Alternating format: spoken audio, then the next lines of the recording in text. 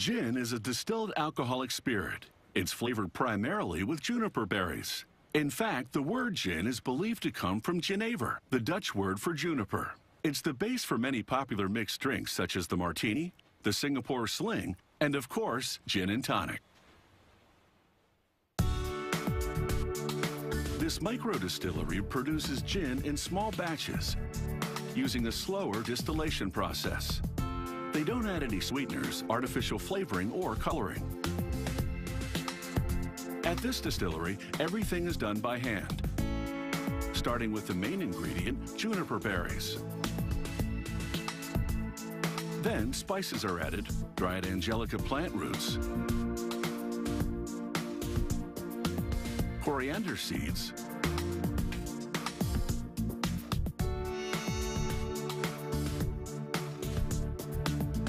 lemon peel, and cardamom.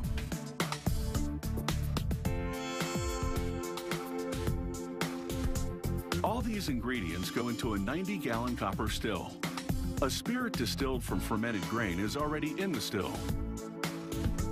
It's completely tasteless, but has an alcohol content of 95%. To lower the alcohol level to 40%, they've diluted it with spring water. Now they prepare to redistill with the spices. This gives the spirit its distinct gin flavor. To do this, they slowly heat the bottom of the still. In about an hour, the alcohol boils and begins to evaporate. They continue distilling for about 6 hours, constantly monitoring the temperature. If the temperature reaches 212 degrees, the water will also evaporate, ruining the batch. The alcohol steam rises up and out of the still through pipes leading to a chilled stainless steel tank. When the hot steam hits the cold, it condenses back to a liquid, creating gin.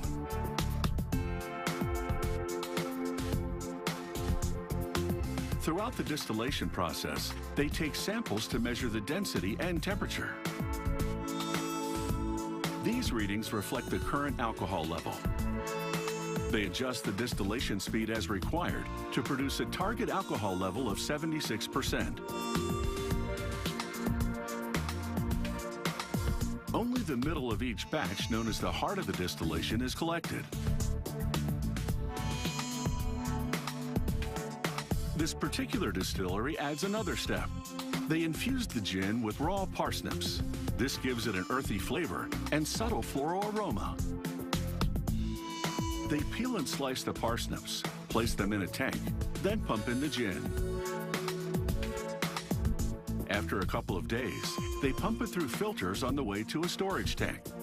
Then they dilute the gin with water to lower the alcohol level to 43%. Before bottling, the distillery draws samples for quality control testing. They examine the color, the aroma, and of course, the taste. There will be slight variations in flavor based on the freshness of the parsnips.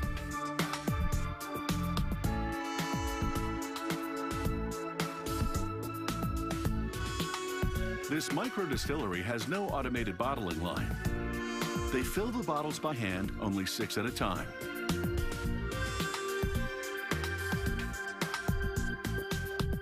They cork each bottle individually with a hand-operated press.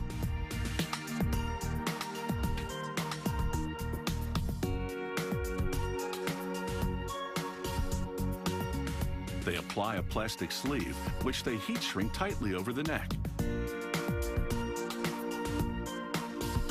The consumer pulls a small gold tab to remove the seal and uncork the bottle.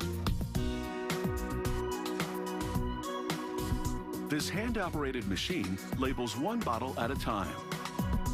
The machine removes the backing to expose the adhesive, then presses the label onto the bottle.